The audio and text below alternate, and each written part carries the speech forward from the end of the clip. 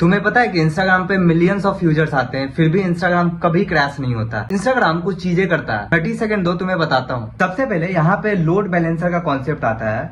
अब ये load balancer जो है ना, एक गार्ड की तरह होता है। अब सोचो एक ही सर्वर है और मिलियंस ऑफ यूजर एक ही सर्वर पे रिक्वेस्ट कर रहे हैं, तो लोड कितना ज्यादा आएगा। इसके लिए हम लोड बैलेंसर लगाते हैं, जिसके कारण लोड बैलेंसर देखता है कि जिस सर्वर पे सबसे कम यूजर है या फिर जिस सर्वर पे ट्रैफिक नहीं है, उस पे हम क्या करते हैं, रिक्वेस्ट को सेंड कर देते हैं। सेकंड चीज आता है CDN, कंटेंट डिलीवरी नेटवर्क। अब ये क्या करता है, मान लो तुमने पिज्जा ऑर्डर किया, तो क्या तुम्हारा पिज्जा मुंबई से आएगा? नहीं ना, तुम्हारे आसपास शहर से आएगा। इससे क्या होगा, फास्ट डिलीवरी होगा। जस्ट लाइक दैट CDN में क्या होता है यहाँ पे कि जो कंटेंट होगा ना, वो तुम्हारे आसपास के सर्वर से डिलीवर होगा। मान लो तुम कोई रील देख रहे हो, तो वो अमेरिका वाले सर्वर से नहीं आएगा, तुम्हारे नियर बाई सर्वर से डेटा फेच होगा। नेक्स्ट होता है डेटा शार्डिंग।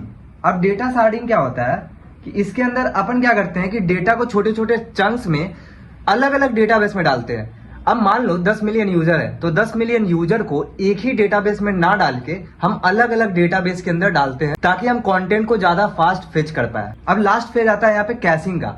अब मान लो दोबारा तुम उस कंटेंट को एक्सेस कर रहे हो, तो कैशिंग में क्या होता है कि कैश मेमोरी के अंदर वो डेटा स्टोर करा लेते हैं, जिससे क्या होता है कि अगर दोबारा कोई यूजर आ रहा है तो फिर उस मेमोरी से निकालेंगे, बार बार डेटाबेस के साथ मैनिपुलेशन नहीं करेंगे, सर्वर के साथ नहीं खेलेंगे, बल्कि हमारे पास कैश मेमोरी में है, वहां से हम डेटा फेच करेंगे और सिंपली दिखा देंगे। अब इससे क्या होगा, सर्वर से फिर से लोड नहीं आएगा, सर्वर पे जा ही नहीं रहे क्योंकि कैश मेमोरी से निकाल रहे हैं, तो सर्वर पे जा नहीं रहे तो सर्वर पे लोड नहीं आएगा और क्रैश करने का चांसेस कम हो जाएंगे।